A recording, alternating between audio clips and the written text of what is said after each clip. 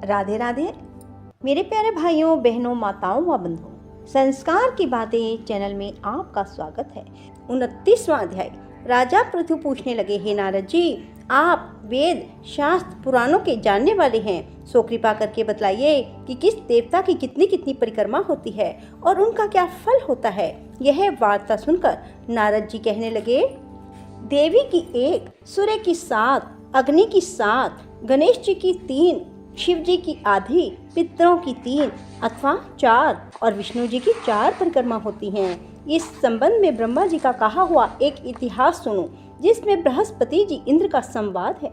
वैवस्वत मनवंतर में एक समय सब देवताओं सहित इंद्र बृहस्पति जी के पास जाकर उनसे पूछने लगे, हे गुरुदेव, ब्रह्म काल से पहले यह सृष्टि कैसी थी? इंद्र और अन्य देवगण कैसे थे और उनका कर्म कैसा था? यह सुनकर बृहस्पति जी कहने लगे, उस समय की बात तो हम भी नहीं बता सकते, क्योंकि उस समय को 6 मनवंतर बीत चुके थे।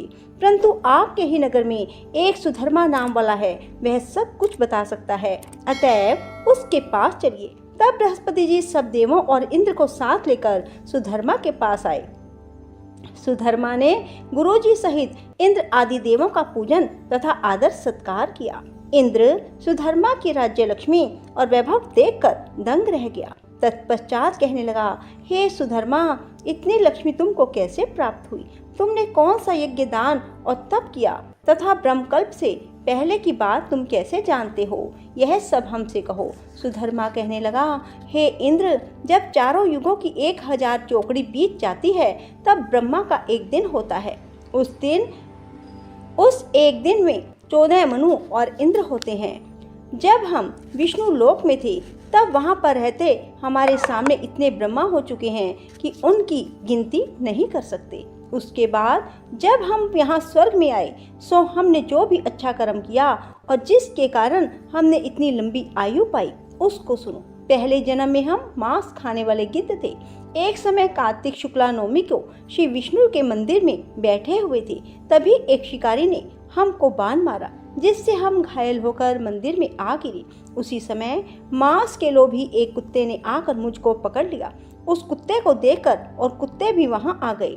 वह कुत्ता उनके डर के मारे मंदिर के चारों ओर चक्कर लगाने लगा। दूसरे कुत्ते भी उसके पीछे पीछे भागते रहे। इस प्रकार सबकी प्रदक्षिणा हो गई। इसी बीच मेरी मृत्यु हो गई। उस प्रदक्षिणा से भगवान बहुत प्रसन्न हुए और मुझको अपना परम पद दे दिया।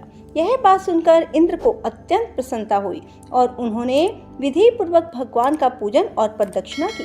नारद जी कहते हैं, हे राजन, कार्तिक शुक्ला नवमी सतयुग की आदि तिथि है। उस दिन भगवान की पूजा, प्रदक्षिणा, दान, तप, यज्ञ करने से कई गुना फल प्राप्त होता है।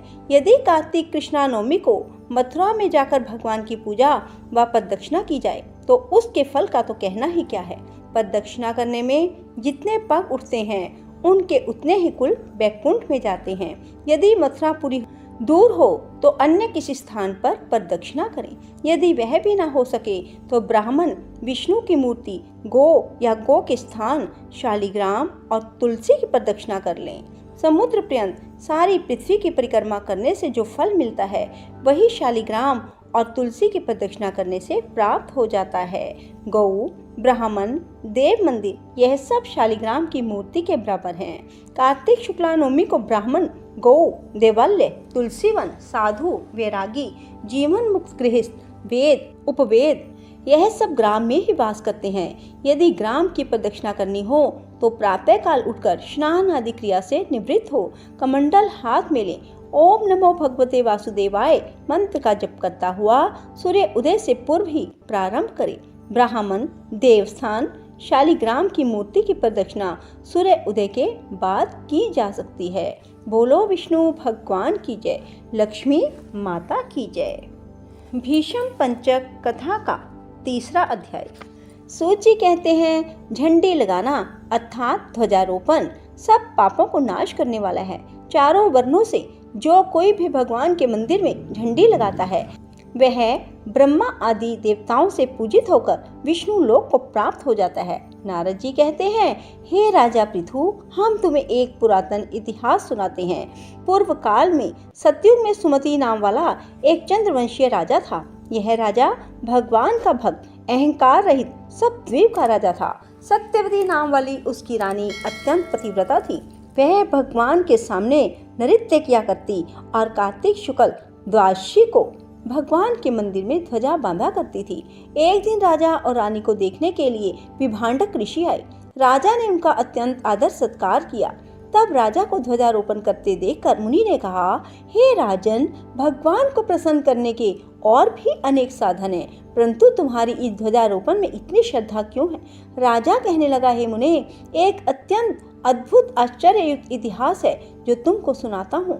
मैं पूर्व जन्म में मालिनी नाम वाला कुमार्गी ब्राह्मण द्वेषी महापापी शूद्र था, साथ ही वैश्यगामी भी था। मेरे इन कर्मों को देखकर मेरे बंधु बांधवों ने मुझको त्याग दिया। इसके बाद मैं वन में जाकर एक टूटे हुए विष्णु मंदिर में रहने लगा और वन के मृगादि जीव जंतुओं को मारकर पेट भरने लगा।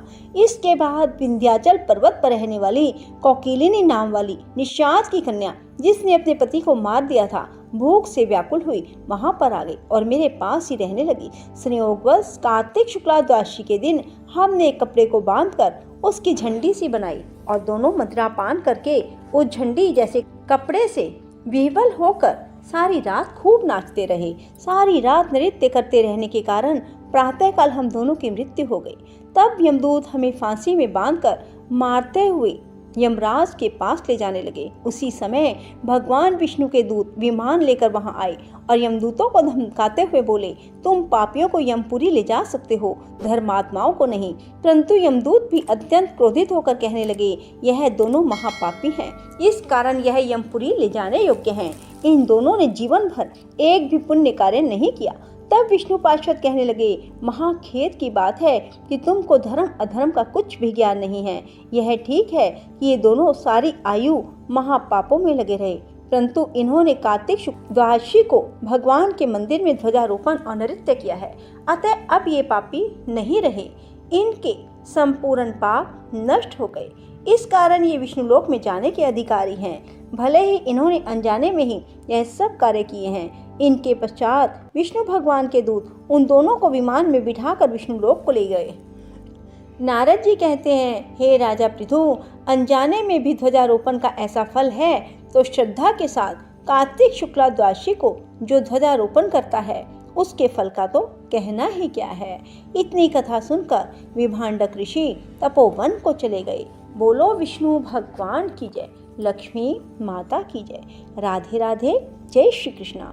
बंधुओं, यदि आपको हमारी ये कथा पसंद आए तो इसे लाइक करने के साथ साथ शेयर करना ना भूलना।